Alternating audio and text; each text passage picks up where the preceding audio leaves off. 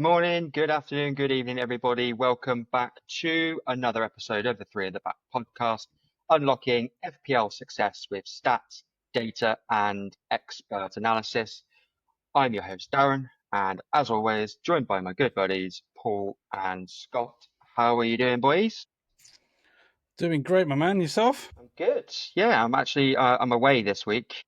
I am broadcasting to you live from the beautiful city of Bristol. Enjoy that, mate. Don't get too drunk. Cheers, man.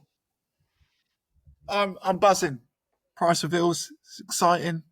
Get to build your first drafts. I'm looking forward to it now. Game launch week, boys. This is it. We're on the countdown to the beginning of the new season now. It's exciting. Should Best be time of the noted as season. well. Yeah, exactly right. That's it. It's actually the latest launch of FPL as well. We'll probably get into a little bit why that is like throughout this episode. Obviously, there's been some significant changes in terms of the scoring, the rules. There's a brand new app. There's a brand new website. It's all good. Hopefully, that means that the game doesn't crash like 10 minutes before every deadline as well, which is obviously very helpful for people like myself that are like logging in at 10:59 trying to make changes Change to the their captain team. again. Yeah, exactly. Look. Okay, let's crack on. Let's get into it. Obviously, as we just mentioned, game launch was Monday afternoon. So yeah, if you listen to last week's episode, it came almost as expected. We were getting some updates from FPL Towers thick and fast over last weekend. Some of them more controversial than others, of course. But yeah, I just want to get your first reactions, your first thoughts on the game launch and the buzz and the excitement that's coming with that. So yeah, Scott, like give us your thoughts and feelings on the launch of the new game. Yeah, well, I was at a festival all over the weekend, as you know, and all the news was sort of dripping into my lack of Wi-Fi. Every time I left the venue, something else popped up onto my phone, and I was about 12 pints deep at one point, and trying to make head nor tail of all these changes. But it seemed, and I'm very happy, pretty much as a whole, probably 95% happy overall. It's just the AFCON transfers that I'm not particularly enamored with, but I guess we can swing that to our advantage. Let's be positive. But all the other changes, I'm fully behind. I think it's a very positive move. There's going to be loads and loads and loads of ways to play this game this season, which can only be a good thing. Yeah, absolutely. And Paul, how about yourself? I'm assuming that you were not at said festival and 12 pints deep when the news was breaking. No, I was very much sober, trying to think of how I'm gonna make a decent team this year. How boring! How boring indeed. I think I like the defensive contributions. I think that's going to add a real difference to our team selections this year, and it'd be interesting to see how that develops. Whether it's going to be, a bit of a phase, and we all pick defensive players for the first 5 or 6 weeks, and then we don't see any of them for the rest of the FPL season, or whether it's going to be a real asset to us. And but again, with that, you're going to have to, I think, keep hold of those defensive players longer to see if it really works. Because, like I say, you need to give it time for them to collect those points. The pricing, I like the pricing. I think it's really evened out this year to be able to pick a very well-rounded team. Bringing Haaland down a little bit. I think Salah's gone up 0.5 from memory. Yeah, I think so.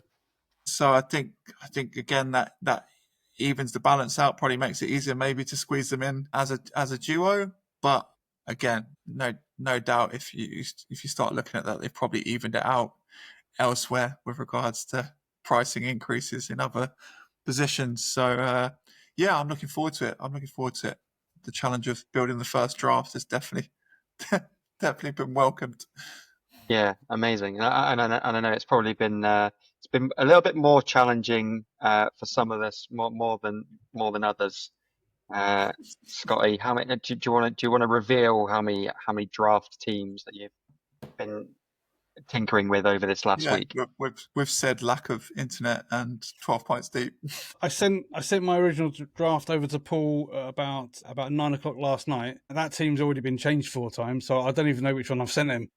Yeah, it's silly season, isn't it, for FPL players really in many respects. I don't think anybody's really going to be building a team this week and then that's going to be their game week 1 squad. I know that I've already made 1 or 2 changes to the original draft that I made on Monday, but yeah, I think I'm going to wait for a few more preseason games. We've got the American Summer Series kicking off next week. I can't remember all 4 teams that are in that, but I know it's United, Bournemouth. Is Brighton in that as well? I know that they were in it previously. I can't remember specifically who's there, but it's going to be an interesting watch in terms of Premier League teams facing each other. Yes, it's pre-season, you take it with a pinch of salt, but you know it's damn sight better than watching Spurs versus Maidenhead. You feel like you get a much better understanding of where the teams are going to set up and how they're going to play in the new season. And Talking loads of about transfers already this season. This window has been, I know they opened it early, but there's been so many transfers, and the window's still a month away from closing. So come end of August, when the season's already 2 weeks old, I think you're going to see a lot of early wildcards to be fitted in these late transfers. I think that'd be the trend. Yeah, I read somewhere as well that the Premier League teams combined have already spent over £1 billion as well, which is crazy. With like still 6 Even months Arsenal left in the spending window. money, which is mad. I know, 5 signings, 5 signings, Paul. I think it's actually I know. I think this thing is 6 now. Obviously, once Gyökeres is over the line, I think that might make it 6 or maybe 7. I'm losing count. I'm surprised. It's it's a good feeling for sure. Much needed, I would say as well. I think like it's become a little bit of a meme now in terms of like the progress that Arsenal always make, but they've done really well, I think, to challenge in the league the last sort of 2 or 3 seasons. I think now this window probably more than any other probably signifies that actually like this is the one now where we have to push and get even if it's a case of again we finish second but actually we're only behind by 2 or 3 points rather than like 10 or 15. Like, then there needs to be that next leap. Yeah, for sure. Ordinarily, I would be very excited and massively optimistic. Obviously, but you look at the likes of City strengthening and Liverpool strengthening, it brings you down to reality pretty quick, and you realise that it's going to be a tough old season to get that number 1 spot. Yeah. Listen, we'll do a deeper talk in next week's episode with regards to transfers. There's some big ones still left on the horizon. Again, we're recording late on a Thursday night. This episode, as you're watching it, is obviously live 7 p.m. on a Monday. So, there's no telling what might happen over the next sort of 3 or 4 days with regards to transfers. I'm sure there's some big deals have already happened. We've had Fabrizio Romano going crazy over the last over the weekend. So, yeah, it's going to be exciting. Some of those rule changes that you mentioned there, Scotty, that were coming through over the weekend. Obviously, AFCON transfers. Let's get into that a little bit deeper. I feel like this is probably one of the more controversial decisions. So just to fill everybody in, AFCON kicks off. I think it's game week 17, right? And goes on to game week 22. And that's notwithstanding, obviously, the Premier League players that are involved. They might end up going to the semi-finals and the finals, which might mean that they're actually not really back until game week 23-24. FPL Towers have decided that going into AFCON, we will be getting 5 free transfers. Obviously, we can build up 5 free transfers normally in the game by rolling it week on week. But the decision to give us 5 free transfers, regardless of how many transfers we actually have rolled up to that point, is a bit of a surprising one, if I'm perfectly honest with you. I think it does take a massive gamesmanship element away from the game, if I'm perfectly honest with you. I feel like, even for myself, even like I would probably consider myself a much more casual player compared to yourself, Scott. If I had 5 African players in my starting 11 or in my team of 15 in game week 11, game week 12, even I would start to think, okay, I need to make some strategic changes here because I know that they're going to be missing from game week 17 onwards. Whereas now I'm thinking, well, actually, I don't really need to worry about it. I'm going to get 5 free transfers and I can just sweep them out of the team all in one hit. So I can definitely understand why this is a controversial decision to do this. Also, you got to think about getting them back. So the likes of Salah, Marmoush, plenty of others. That once you remove them from your team and they're back from AFCON, how do you get them back? I can see wildcards being used just to get them back in, unless you're strategic and use your planning powers to roll your 5 transfers afterwards in preparation of getting them back. So I was quite negative about the rule when it came in. But if you think about it and think positively, you can use those 5 free transfers for other means. You haven't got to remove all your African players. You can slowly start to do it on the build up to that and use those 5 free transfers as like a mini wildcard and go crazy. Use that week for a bench boost when other people will be using it to get rid of their African players. So plenty of ways to approach it. Like the rule changes all in this season seems to be opening the doors for lots of different strategies, and be interesting to see if a template forms at some point. Be interesting to see what that template is if it does, because the player pool is a lot bigger this season. Yeah, let's be positive about all the changes. It is a controversial move, but let's use it on a positive and show those casuals that it's not all about getting freebies. To be honest, I like your thinking. To be honest, Scott, with regards to utilising those 5 transfers to maybe plan out further ahead. Really, it's probably a good strategy to have because, like you say, there's no. If I've got Salah going into that African Nations, I'm probably not going to transfer him out. I'm probably just going to bench him, and I could use those transfers, like you say, to plan my budget around him for when he's back. So.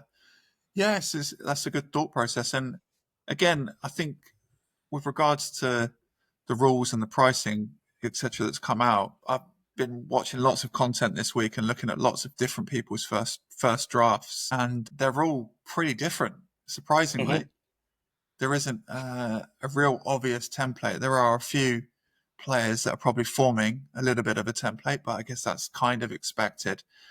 But usually we'd have, maybe five players where we're all fairly consistently got a lot of them in your team, whereas you're not really seeing that as of yet.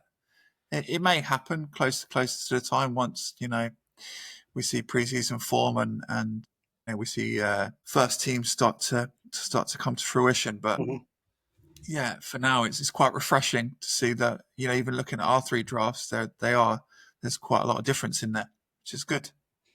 Yeah, very good. I think as well, like the picking up on what you said about going into that kind of AFCON, almost like created like a bit of a mini transfer window, right? And I think this rule change is there to benefit players in a way that we haven't had previously. But actually, you're absolutely right. Everybody is gonna get the same 5 free transfers, whether or not they've got an African player in their team or not. So actually, that 5 free players could be for anything. It's a miniature free hit. It's a miniature wild card. It's an opportunity to clear out a lot of dead wood by that point in the season where. Well, I see a lot of teams clearing out for a bench boost because it's usually very hard to set a team up for a bench boost. Usually, you do it after a wild card, or you do it game week 1, where you got endless transfers to make. I can see teams setting up in that week, game week 17 for a bench boost, which is something I've been looking at because the fixtures in that week are pretty good for the big teams. And regardless of the fact that that you're going to be getting those chips reimbursed in game week 20, you're quite comfortable with leaving it that late in the day to use a chip like bench boost as well. I think leaving it later to that deadline works better for me because they will refresh, and you can use a wild card to get out of a bench boost, which is something that we've never had the luxury of doing before because they're a pain on. It's a pain chip. you have all these players on your bench, all that money tied up. You're trying to desperately to use transfers to get them out. Why not use it just before a wild card and wild card out of it as a simple way to reset your team? Yeah. Yeah. You've got to be mindful, of course, that you're talking to two people that have got bench boost on for game week 1, Mike. Yeah, for me, bench boost has always been a bit of a poison chalice. There's never ever seems to be a right time to use it as much as you want to plan with regards to when to use it. Fixtures are nice, etc., which is what you usually try and do, and which is what Scott's looking at. But like you say, you could plan all that way to get it there, and then all of a sudden, the results don't come in that you expect are going to happen in those favourable fixtures, and then all of a sudden you go, so it's a weighted bench boost. So for me, that's why I'm thinking game week 1 is one just to get out the way, because there is, it's very much luck of the draw with regards to whether the bench fixtures are going to come good. Yeah, that's a good point. I mean, that's always been my ethos, or certainly the last 3 or 4 seasons where I've just switched it on and gone with it. And obviously, when you watch pre-season, you can kind of you're going to build your squad to be in the best possible position to start the season in your eyes. So therefore, it should be what you see as the best team to compete. And obviously, yeah, that's why I'm probably thinking of potentially using it, because I'm going to line my squad up to be good for those first 6 weeks, with that first week hopefully being a bonus. Yeah, I hear you, mate. So yeah, just to recap then. So game week 17, when AFCON kicks off, everybody will be getting 5 free transfers added to their teams. Use them however you want. You are not locked into changing your African players in and out of your squad. You can do what you want with it. And as Scott rightly mentioned, it's almost like a mini wild card or a mini free hit. So I guess actually, complete contradiction to kind of what I said in terms of the controversy that's surrounding this. In terms of it takes away maybe a bit of the planning element. Actually, if you are a planner and if you are someone that looks at that fixture list sort of weeks in advance, it is a bit of a bonus in that respect. And Scott, actually, yeah, you rightly said there, gives you the opportunity to go balls to the wall a little bit in terms of, building a team ready to be boosted as well. Yeah, it means you can play very aggressively, which Yeah, is agreed. a way I always like to approach it in quite a sort of positive way. And yeah, I guess it's let's bring it on. I can't wait to game week 17 now. We look forward Awesome. to it. So probably somewhat less of a controversial rule change, and probably one that doesn't require that much discussion necessarily, was a simplification of the assist rules for FPL. Obviously, this has been a bane of many players in terms of that final ball, the attacking Intended player, target, isn't it? Is that what it changed? intended targets and deflections and everything else like that. Particularly as the FPL previously have been very keen to use Opta-stats to inform their bonus point systems, but yet when an Opta-stat suggests that a player gets the assist, but we don't get the points because it wasn't the initial intended target, it just muddied the waters quite a lot. So the simplification is basically that, as far as I understand it, that if the player is credited with the assist via Opta-stats, we now get the points effectively. So deflections and everything else like that, it doesn't matter pretty much. I think the only kind of definition really is that if the ball deflects outside of the box and then the player scores from outside of the box, you still don't get it. It's if the ball gets deflected inside the box, that's where the change is. Yeah, I think double. So one deflection is allowed. I think if it's like a double deflection, then obviously you don't get it. Yeah. I'm actually still waiting for my Solly March points from 3 seasons ago, and I'm still very very bitter about it. Yeah, I think there's plenty of examples that we can sit here and give where we've like sat around the tables at the pub and gone, like, how is that not being given as as an assist? and then you go, oh, because it nicked someone, like the back of someone's heel, or changed the direction of the ball ever so slightly. So yeah, a less controversial rule change, a less kind of a massive thumbs up, I guess, across the board from all three of us in So terms of effectively, there should be more assists next season. Is that what we're thinking? That's it. well, yeah, absolutely, I think so. And if you think about like tactically the way that the game is played, particularly in the Premier League now, like how many times we see fullbacks specifically like getting to that byline and cutting the ball back and cutting the ball across the goal line and stuff. Like maybe, yes, they've introduced defensive contribution points to boost the points earnings for centre backs and defensive midfielders, but I still think those flying wing backs are still just as dangerous as ever, really, with regards to their ability to create Well, opportunities now. we'll see when we see our first drafts. We'll see how these DEFCON points have influenced our early thinking, because they certainly have with me. And I'll explain my thinking when my team is revealed. But we'll see, because in seasons gone by, you would never consider a centre half really. You all went for the flying fullbacks. So it'd be interesting to see your boys' drafts when you reveal them. Yeah, I mean, I think we've covered off like the major rule changes, as controversial or uncontroversial as they are. So let's get into it.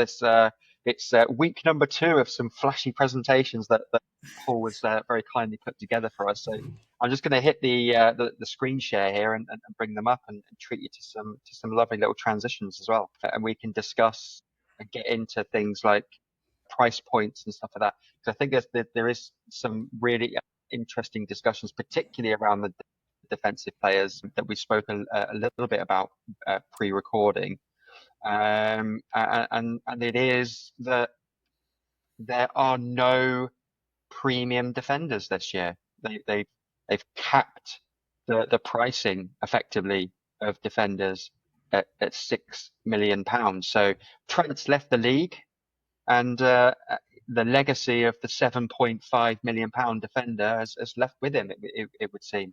Paul, your initial thoughts straight away on this. I guess call it what it is. This price cap on defenders. I like it. I like it. I think it makes sense. I think if you look at the defenders that are in that 6 million price bracket versus what Trent offered, for example, when he was in the league, I think you can see a definite difference in his attacking output versus the players here. I think, for example, Frimpong's obviously untested in the league, so again, his price point makes sense. Kirkers and Aït-Nouri are moving from a smaller side, so it's still undetermined whether they're going to really do the numbers. And again, they've got price hikes anyway to get to that 6 million. Saliba Gabriel makes sense. The Van Dijk price drop for me is a little bit surprising. I thought I was expecting maybe Gavardio and Gabriel to get maybe a price hike to go alongside him and be like a 6.5. And that might have made sense, obviously, with the likes of Trent dropping out, considering they all make similar defensive and attacking contributions for their teams last season. But overall, I think it's good. I think there's, it opens up a path to maybe include 2 premium defenders, which I think's a real positive.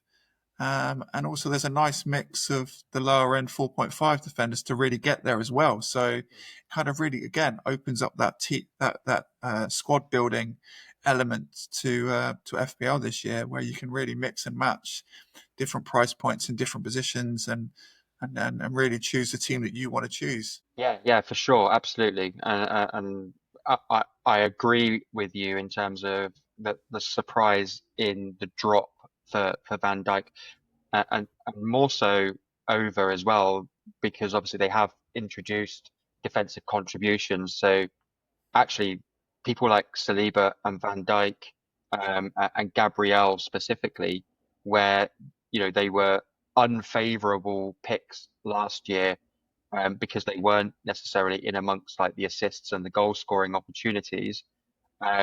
This defensive contributions thing has been brought in specifically for players like them to gain those extra bonus points and yet Saliba and Gabriel haven't seen a rise in price, and Van Dijk's actually seen a drop in price. So it is interesting. I think the defensive contributions definitely will be more effective for those lower price point players, mainly because obviously these are all premium players that play for teams up the top end of the table, and let's be honest, they don't concede as many chances. So although they are making those defensive contributions, they probably won't be making as many per game as the teams that are in that mid to lower tier. So That's also a very good point. It's a solid point. You're right. I saw a table actually this morning of the points that would have been added for last season, and I think Van Dijk was the only defender in the top 20 that would have added significant points to his total. I think he would have got something like 22 extra points last season. So his 0.5 drop and those defensive contributions added to him makes him a very desirable asset. I think at 6 million. For example, Gavardiol was only 10 defensive contributions last season. Yeah. He didn't need to make blocks, and he didn't make as many per game. I guess I think the rules definitely favour centre halves, didn't they? I think last season he played a lot of the time at left back. So yeah, I was surprised the same as you, Paul. I thought with Trent out of the league that they were going to make Gabriel, Saliba, and Vardiol would be 6-5 alongside Van Dijk. I was very surprised to see they dropped the prices, and you got players like Andy Robinson at 6 mil. I know he plays for Liverpool, but he's surely they brought in Kirkes to be the number one left back, so that makes Robinson probably a non-starter for many people. Kukurea, I was really interested because I really fancy him this season. Slightly put off at the 6 mil price point for him. Yeah. And Aït-Nouri will probably be the starting left back for City, but who knows? You could be spending 6 million on a bench player. I'm sure we're going to get on the conversation of pet roulette at some point this episode for sure. But do you think this lends itself to a bit of a big at the back setup? I think it definitely opens the options to have more defenders. I think we'll probably get onto it later around the strikers this year, maybe being a little bit harder to pick, especially if you're looking at more premium players within your squad. There's quite a big difference in quality once you start dropping price points in the strikers. Mm-hmm. So I think that's maybe why potentially we could see 5-4-1s or 4-5-1s, for example. Those type of lineups. We might need to change the name of the podcast. Yeah. There's not going to be many free at the backs this year. And on that, I totally agree with you, Paul, and I do think we'll see a lot more. I mean, I'm already seeing a lot of drafts where it's like 4 defenders, 5 defenders, and that's mainly because the striker options this year do seem to be a little bit thin on the ground. And they're 2 like real extremes in terms of like the tried and tested and the proven and the ones that we know. Or I say we know, but like in previous years have been, in and around that 20, 25 goals mark, are amongst, as you can see there, are amongst the more expensive players in the league. And then there's that massive kind of drop down then into the untested. So you're looking at like the Igor Jesus's for like 6.5 million. And players like Chris Wood, who's got a price hike, and rightly so. But now with Jesus coming in, is he going to be first choice? So that it creates that kind of a bit of a headache in that regard as well. João Pedro going to Chelsea, for example, was it a 1.5 million pound price hike?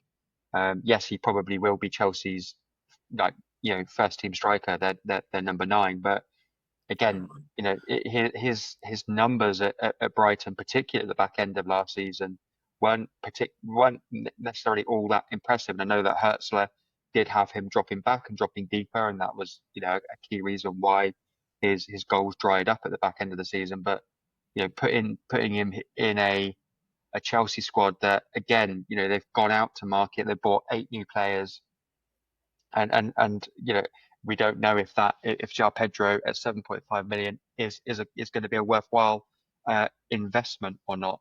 And the reclassification of Bowen as a striker as well, and not just the reclassification, but pricing him at £8 million as well. Like, I could have taken it if he was an £8 million midfielder, because you're going to get the extra points, but an £8 million forward, where effectively he's not going to earn as many points as what he would have done as a midfielder, just makes those decisions up top really, really difficult this year.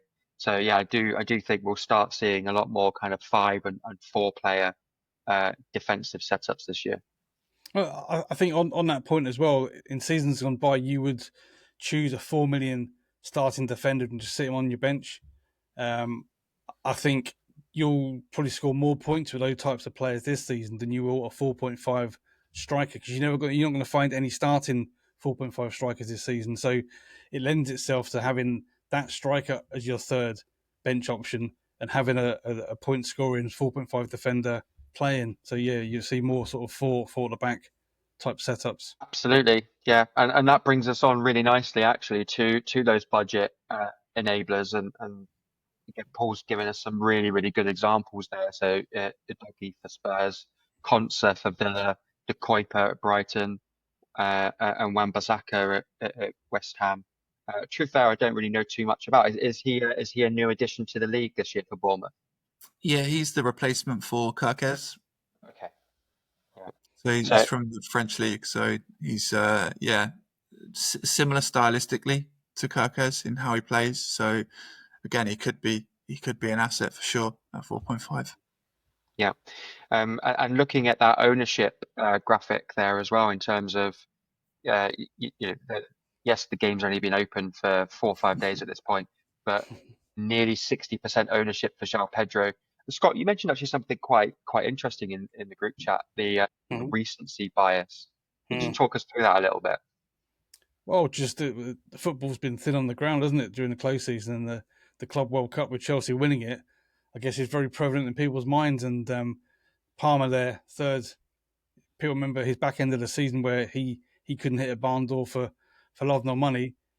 Turns up in the final, and now he's the hot property again. Started this season, and João Pedro, obviously being a shining new toy at Chelsea, looked very good in that system. Like you pointed out already, though, he's not a guaranteed starter for Chelsea, with Delap being there and about 4,000 other strikers they've got. But yeah, the recency bias is just it sticks out in people's minds as being the freshest. It's like a week on week in football, isn't it? When the guy that scores the 20 points the previous week becomes the most transferred in the following week. It's a very sort of similar thing to that. Yeah. Okay. Yeah, it makes sense. Are we at all concerned that Chelsea effectively haven't had an off season? Are we expecting players that were used quite heavily in the Club World Cup to maybe have like game weeks 1, game weeks 2, like players? What are your thoughts on that? I personally don't think it will affect them too much. They'll obviously I imagine they've used elements of the Club World Cup as some of their pre-season.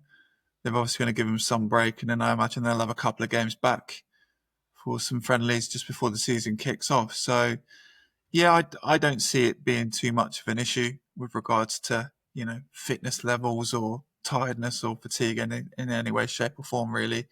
And Chelsea have a 48-man squad to look after that problem anyway. So I think if there's one squad that can handle it, it's definitely theirs. Yeah, that's a fair point. To be honest, Paul, this is actually the first time I'm really actually paying attention to this ownership graphic. And there's one really massive player that's completely missing from that, where previous years that he was an absolute shoo-in. He was 60, 70, 80% owned. Erling Haaland is absolutely nowhere near on that top 10 list, which is really, really surprising to me. Again, I think most FPL players will be doing Haaland or Salah again this season, and again, in my preference is Salah, purely because you just know what you're getting. You know what you're getting. He's obviously got the form of last year that you can go off, and obviously again they've strengthened. So again that makes him even more of a poignant pick for me. Whereas Haaland, again, despite the price drop, he is obviously someone that you probably would be looking at because of City's fixtures. They are nice. He is almost guaranteed to be a starter. But yeah, I think if I have to choose, I think that's kind of where my thoughts are at with regards to that. What about you, Scott? Well, if you're going to go City, there's probably 3 players in that starting lineup that aren't affected by Pep roulette, and one of them is Haaland, Vardiol, and probably Rodri if he's fit. He even rotates the goalkeepers at times, so you're not even safe picking a City goalkeeper. So if you're going to go City, you're going to go Haaland, I think. And those opening fixtures for City are pretty nice. And I think personally I will be starting with Haaland over Salah eventually. Although my first draft doesn't have Haaland in, but the more I thought about it, I think I sent you a team last night with just Haaland up front and a 5-man midfield, and I really like that setup. It allows you to bring in some real hard hitting midfielders to go alongside him, and I like it. The more I look at it, I go, yeah, I like that setup a lot. There's definitely a benefit to it. I just feel with Salah, it's almost a guaranteed level of points. Whereas, yeah, I guess pre-season will probably determine whether we swing towards Haaland more, because obviously if City's firing all cylinders in pre-season, that might maybe change my mind. Yeah. So we've got the fixture difficulty rating grid up on the screen there now, and obviously you're right to point out those early fixtures for City are very favourable. So Wolves, Tottenham, Brighton, Manchester United, even to some degree, Arsenal is a fixture that you would typically have targeted in the past, particularly for someone like Haaland. That even if they lose that game, Haaland has always been the person or the player to maybe score in that game, and as he did quite late on against Arsenal in the was it the home fix? No, it was the Emirates fixture, wasn't it? Last year. So yeah, it's going to be an interesting kind of opening 5 or 6 games with Burnley being that game week 6. There's some other like interesting kind of opening fixtures there for a lot of last season's top 3, top 4 teams. See Arsenal opening with the big fixture against Manchester United, and then Leeds in game week 2, but then a really really early test of their credentials in game weeks 3, 4, 5, and 6, where those Just get teams them out of the way. yeah. those 4 teams obviously all finishing inside the top 7 of the Premier League last season. Conveniently. But it's the fixture swing afterwards, Paul. That's what you got to think about. Game week 7 swing's huge. Yeah, I think the one thing again I would say with the fixture difficulties and with the new defensive contributions, I'm not so fearful now of dropping players out in these harder fixtures. Not saying I will probably keep Gabriel in all those fixtures, but I am more confident to have him in a certain level of those 4 fixtures, for example, than I would usually. Usually I would have maybe transferred him out fairly quickly, or at least benched him for those 4 games. Whereas now, with the defensive contributions, there is a possibility, even if you lose the clean sheet, because we know Arsenal like to concede late, even when they're dominating. So yeah, I think that's one thing to consider, I guess, is when you're looking at these fixtures, is don't always be first to just ditch them just because it looks like a difficult fixture on paper. Well, that game last season against City when you were down to 10 men and you camped on the 18-yard line. I mean, Gabriel would have picked up about 60 clearance points for that one game alone. Right? For sure. Exactly. Very true. I think the team that's really interesting, they're rightly or wrongly, and maybe this is because they don't have seasonal data for Sunderland, but looking across their entire season, that they haven't really got or been given that many red fixtures. Obviously, the standouts are Chelsea, Arsenal, Liverpool, City. Yeah, you look from game week 11 to game week 17. They're horrendous for them. Yeah. I understand that, but it's just really interesting for me that game weeks 1 all the way up to game week 9 where they face Chelsea, they've got Forest that were inside the top 7. They got Villa that was inside the top 7. Manchester United have strengthened considerably attacking wise. Obviously, we don't know how that's going to play out.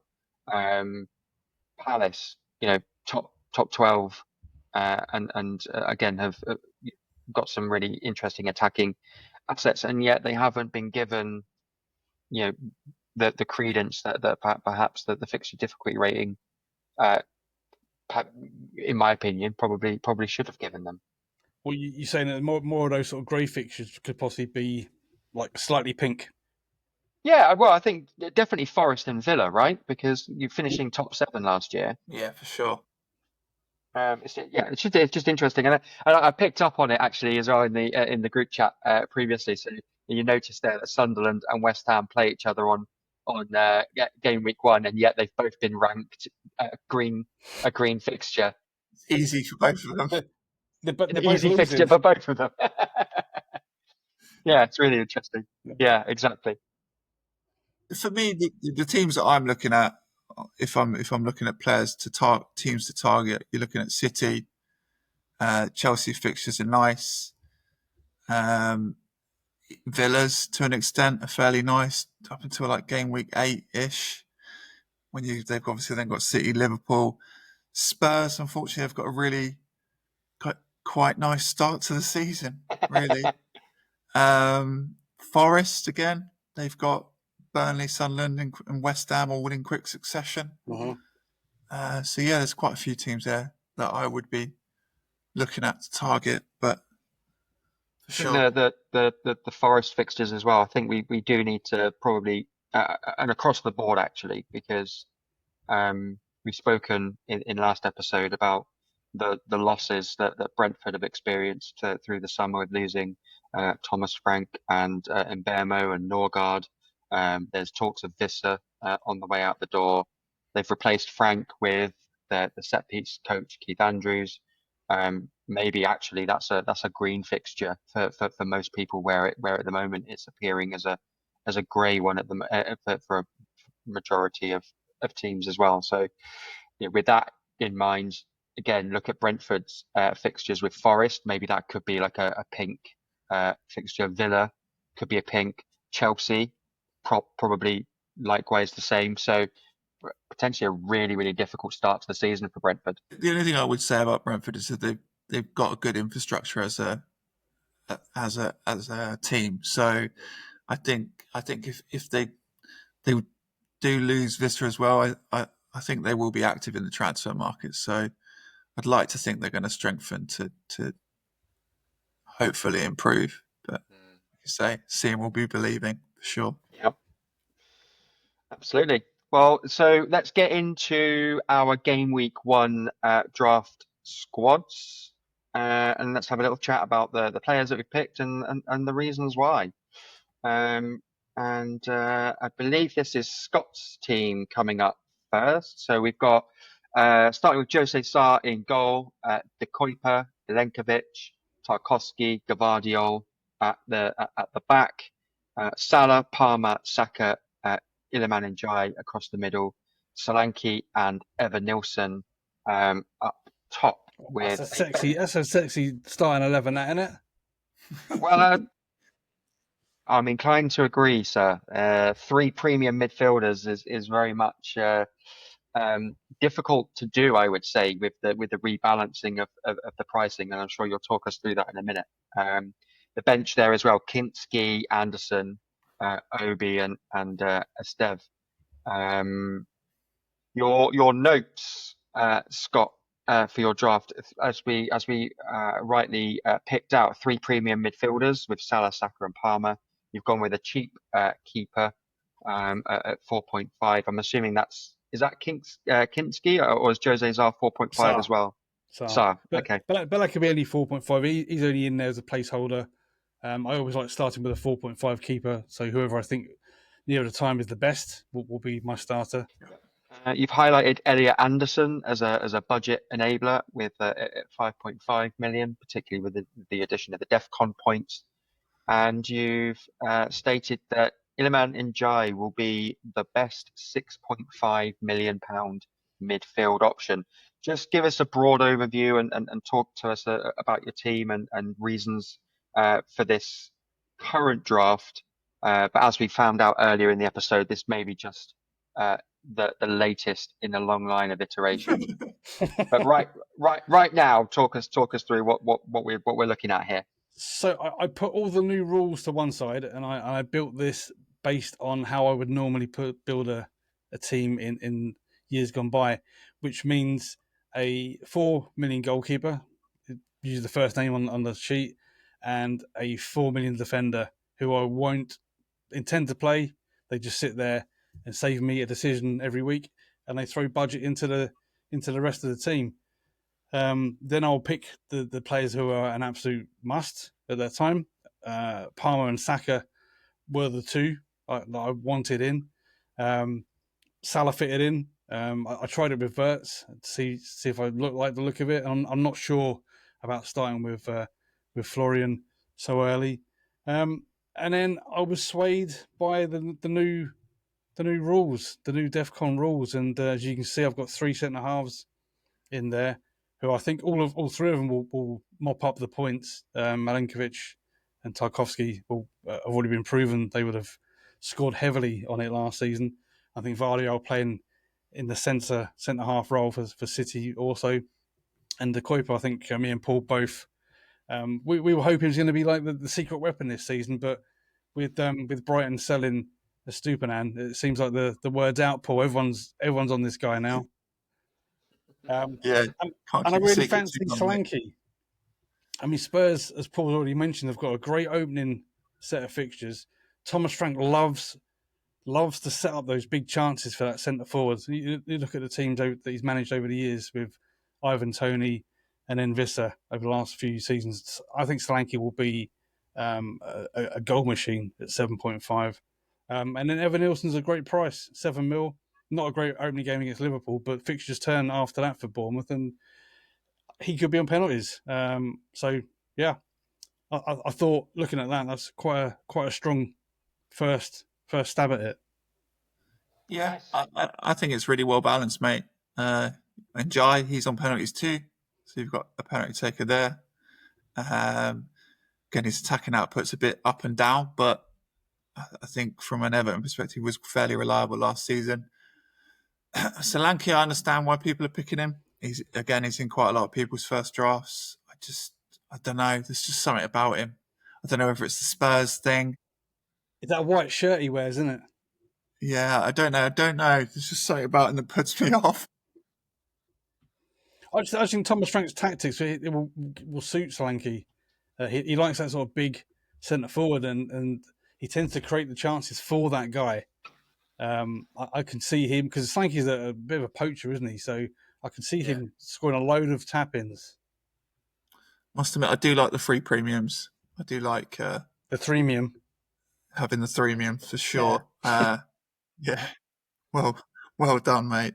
The other thing I wanted to point out, I don't know whether there's a reason why you've picked him, but Kinski. I've heard murmurs. That he could be the starting goalkeeper. Yeah. That he might be the starting goalie. Yeah. Well, again, Thomas Frank likes a keeper that can play with his feet, and Vicario is a little bit suspect. Kinski's probably a bit of a suspect shot stopper, but he's very good on the floor. So yeah, very possible. Interesting. So yeah, £4 million starting the goalkeeper would particularly with a team like Spurs that absolutely should be challenging more towards the mid to Middle of the table, yeah. top 6 teams. It's a great shout. Paul, your first draft. Kelleher in goal, Van der Ven, Milenkovic, Gabriel, Wan-Bissaka at the back, Salah, Palmer, Kudus, and Rice, with Watkins and Wood up top. You got Petrovic, Beto, De Kuiper, and who is that on? Is that Milenkovic on your bench? No, not Milenkovic on your bench. Say that again, sorry. It's Anderson. Elliot Anderson, sorry. I've got this like little screen sharing bar right literally over his name, so I do apologise for that. Some bullet points and notes that you've made there. So you've already said that you may move to another premium defender like Aït-Nouri or Frimpong. You're not convinced by Kudus, but Spurs' fixture difficulty rating is fairly undeniable, as we just explained, explored. Lack of forward choices, so stuck with the proven ones from last season. Bench boost is the plan for game week 1 or game week 13, but as of right now, it is active for game week 1. Give us your thoughts. So I've picked 2 £4.5 million goalkeepers. Obviously, they're both 2 new signings to their clubs. So Kelleher has gone to Brentford, and Petrovic is going to be the first team goalkeeper at Bournemouth. And the reason for picking these is because they rotate nicely with each other. So when one has a more difficult fixture, I can rotate to the other goalkeeper who has an easier fixture. So I've picked them for that exact reason. And obviously they're both guaranteed starters for 4.5. So I didn't think I could get much better than that to start the season. Gabriel, I had to have a premium defender in there. I felt I wanted a premium defender in there. Again, I haven't picked any of the new signings until I see more in pre-season. The likes of Frimpong, the likes of Aït-Nouri, who I'm looking at. But Gabriel, obviously Arsenal best defence last season, and I think the season before. So I think again the goal threat, the defensive points, clean sheets, etc. Happy with that. Same even for Arsenal's hard opening fixtures. Yeah. I back us against Man United. I back us against Leeds. Liverpool one. Again, I could probably rotate him out if I really wanted to. For the likes of De Kuiper or bring Beto in or Anderson off the bench. So yeah, I think there's definitely movement there. Van der Ven, again, similar reasons. The fixtures are really nice for Spurs. Those defensive actions, he's going to get plenty of them in that Spurs team. Wan-Bissaka, I'm a little bit unconvinced by this pick. Obviously, Sunderland's a great opening fixture, but again, it's probably more of a West Ham rather than a Wan-Bissaka issue, actually, more than anything, without picking on Wan-Bissaka. I'm not totally convinced by them, so I guess I'll have to keep that in my back pocket. But yeah, midfield, 2 premiums, so Salah and Palmer. Again, as I spoke about Salah, the guaranteed points is what I'm working with here. I think he's worth the money and the investment. Palmer, obviously, again, to have a really poor second half of the season and still finish above 200 points for the second consecutive season, I don't think we look past it. I think a little bit more pressure has been taken off with some of the signings they've made. So again, I'm hoping, pre-season way to define it, but I'm hoping Palmer will find that, especially with the fixtures they've got. He's a bit of a flat trap bully against the lower placed teams. So fingers crossed we can see those hat tricks to start the first 6 or 7 game weeks.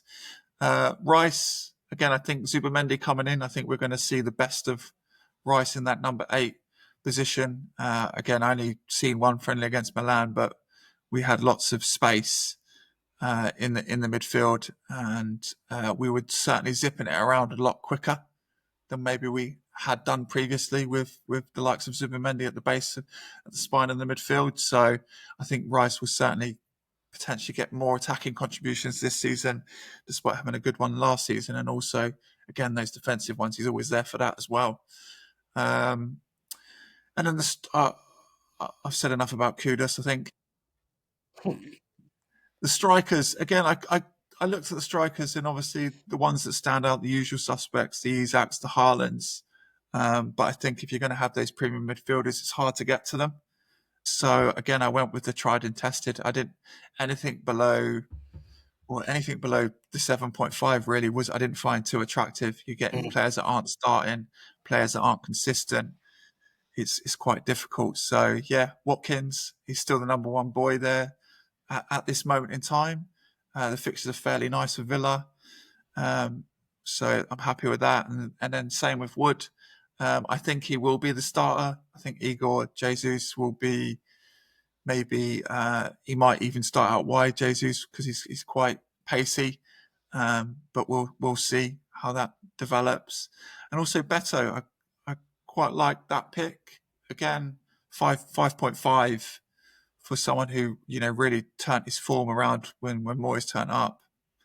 I'm really intrigued to see whether he could be good value for money. I guess the only caveat there is they've just bought another striker in Barry from Villarreal, who's 6 million, I think, from memory. So it depends on whether Beto will be the starter. But yeah, that's my first stab at it. Nice. I like it, mate. I like it. I would just say that the Wood and Igor Jesus kind of conundrum right now is that's the only thing that would really kind of put me off having Wood, and we'll see in my draft shortly which way I've gone in that respect, and with the price hike as well. I would hate to say that it was a one season, flash in the pan with regards to, How Wood's dare you? success.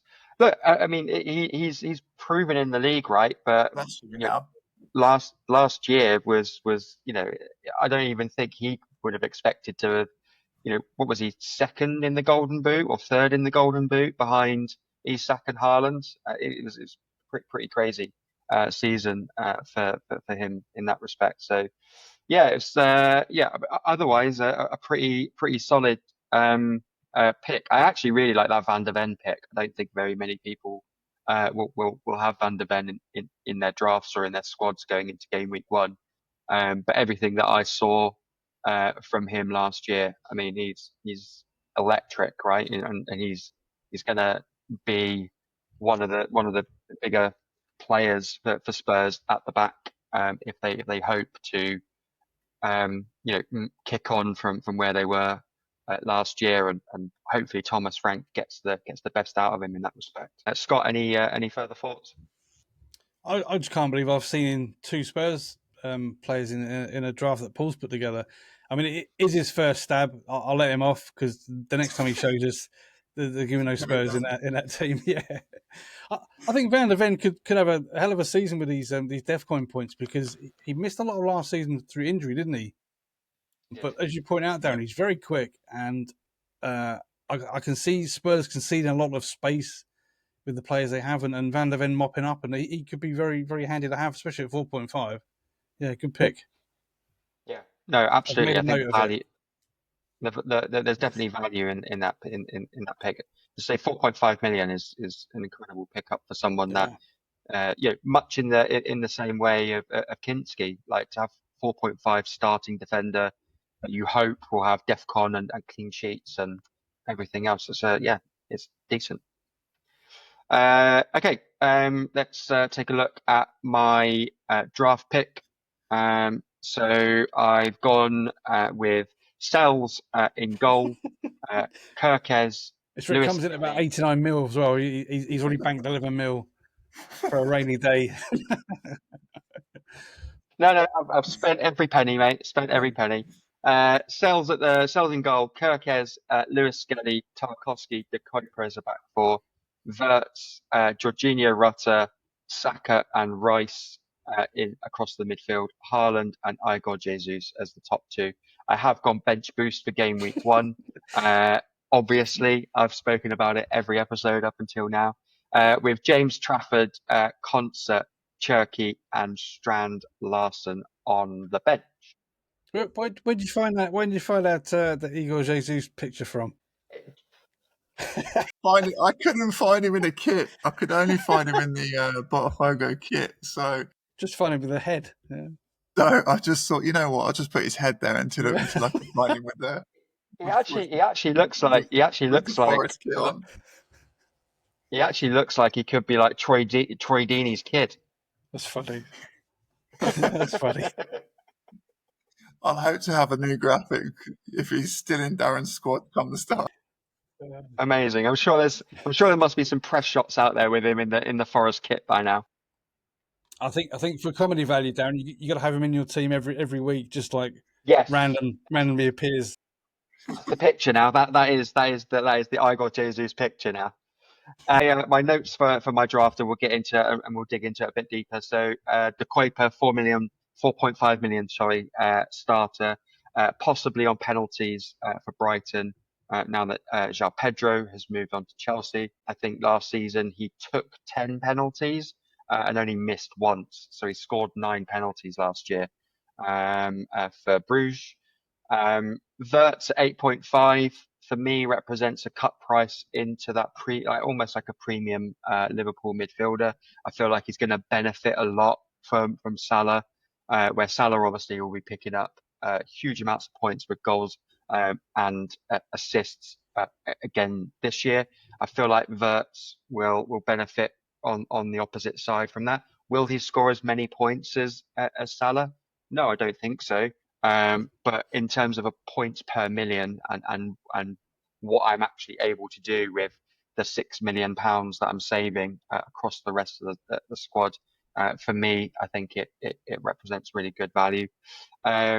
Rice coming in again, DEFCON points, and as you rightly mentioned as well, Paul, the addition of Zubamendi and Norgard to the Arsenal team just gives Rice that forward freedom and to play that 8 role a little bit more kind of creatively and a bit more adventurous. So not just the DEFCON points picking up, but I do expect Rice to be a bit more amongst the goals and assists this year. And yeah, Igor Jesus. I mean, he was a standout addition to the Premier League overall. For me, had a really good Club World Cup with Botafogo. Believe that they were the only team outside of Chelsea to beat PSG across the entire tournament. Jesus was a key part to that. What I like about Jesus as well, actually, is just the rapid rise that he's experienced over the last sort of 12 to 18 months. So for those that don't know, was playing out in Saudi most of last year, was picked up by Botafogo in June, July last year, and then was in the Brazil national team by September. So his rise has been pretty meteoric. Wasn't in the last Brazil national squad that was selected, but again, we know so much about the Brazilian national team. They've got depths of talent, so it's no surprise that he might come in and out of the national team. But the fact that he was in it at all was incredible, considering that the start of his career trajectory started in a subpar league in many respects, and then obviously landing at Forest, finished 7th last year. Got European football on the cards, as well as obviously trying to maintain that rise up the Premier League and trying to establish themselves now as a consistent threat to those European places. And I think Jesus again will be key to that. I think 6.5 million as well. I think good value pick for me as a starting, hopefully as a starting striker. And I do agree with you a little bit, actually, Paul. If Wood is the starting striker, I do see Jesus still getting a starting berth out wide, and again contributing to those attacking returns for. Well, they signed Alanga, haven't they? Yeah, he could be Alanga's replacement. Yeah, Alanga's replacement could even fill in that number 10 spot as well with Morgan Gibbs-White. Is that confirmed? He's gone now. Is it? Not confirmed, but no, still legal action going on. Yeah. Okay. Bit of tapping up going down. Okay, interesting. So yeah, but there's options there that he could play the wing, could play the number 10, could play up front.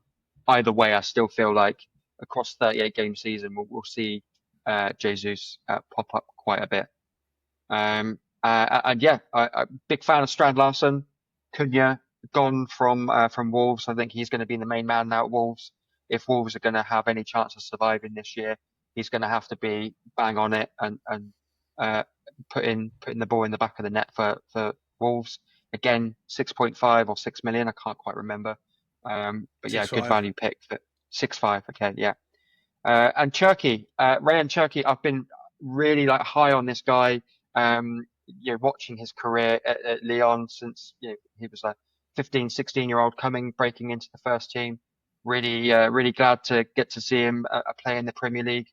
Will we see that form play out in the Premier League? We know how tough the transition from France to Premier League football can be. Still a young guy. Looks like he's probably going to pretty much replace Jack Grealish on that left side. Savinho hasn't quite worked out. Doku hasn't quite worked out and um, landed that first team guaranteed berth. Pep Roulette will absolutely take its toll on Cherky throughout the year. But again, £6.5 million midfielder again for me is one to watch, and another £6.5 million midfielder to watch for me personally as well as Rutter. I think with João Pedro gone, I think Rutter steps into that number 9 role. So picking up the bonus goal points that you get as a midfielder, but maybe not picking up as many of the DEFCON points that you might expect to see from a midfielder as well. That was a bit of a rant and a ramble from me. Bench boost active, obviously I should have clicked that. Yeah, A you bit need of a to rant and a edit ramble that from down me, a but little bit, I reckon. yeah, that's fine. We'll see what I can do in post. Well, But what I'll say about your team there, you've got 5 new players in there. I would say that that's typical the way you play, which is fine. But anybody else wanting advice, I would say to steer clear of as many new players in new teams from the word go. Just wait a while and see how they bed in. Even players like Kirkage, probably been bought as first choice, but you don't know. You know, if you start the season, Cherky, I mean, there's so many options in that City midfield. I don't know where he sort of fits in and who for really, but yeah. But on the whole, I like some of your wild picks. I think Rutter's a great pick. I think he'll share responsibilities with Danny Welbeck. They'll sort of play 9 and 10 together. Yeah, interesting setup as always. Yeah, the one City player I don't think we've mentioned that's probably a good shout to look at is probably Reinders. £5.5 million midfielder. He was very attacking minded when he was in the Milan side. He's very much of that Gundogan type role in how he plays. So again, he might be a good option if he's going to be a starter, which my gut says he will be, alongside the likes of Rodri or someone like that in that centre mid duo. So yeah, I think he's probably a definite option to look at if, again, you want to budget options get into that Man City midfield. Well, But like he's I a big say, upgrade on Kovacic, isn't he? Kovacic is very sort of one-dimensional. He's a big upgrade on him, and I think I think it's for his his box crashing capabilities that he has over Kovacic, and I think again he's well capable of doing that defensive work as well because he's quite physical. yeah. So I think he's definitely an upgrade there. yeah, In that midfield for sure. good shout. And I think you had him listed as a budget enabler as well. Was he 5.5 million? Yeah. Yeah, cool. Right. Well, I think we'll call it there. It's one of our more longer episodes for the new season. But we've had a lot to discuss, and there's lots of opportunity for you guys as well to jump in the comments. What do you think about the new rules? What's your thoughts on the new game launching? Tell us a bit more about your draft picks. What do you think of our draft picks? I'm sure there's plenty of people out there with lots of opinions about who's right and who's wrong in respect to who we've picked. As ever, we cannot continue to do this without you. So please hit subscribe, please like, please share it around. Let's get FPL fever and FPL season kicked off in a real big way. We are 19 days away from the kickoff of the new Premier League season. So yeah, not too far at all. In fact, actually, no, I've got overexcited. I've underestimated that. It's actually 21 days. I do apologise. Mathematics is not my strong point. 21 days. We are 21. Snip, snip. It's all good. 21 days away from the start of the new season. So yeah, 921 drafts for Scott to build. exactly. Guys, as ever, it's been a pleasure catching up with you, chatting FPL as always. Until next week, we will see you on the other side. Monday at 7 p.m. That's going to be the regular slot throughout all season. Get the bell on, put something in your Google calendars to remind you, and we will see you next week. Cheers. See ya.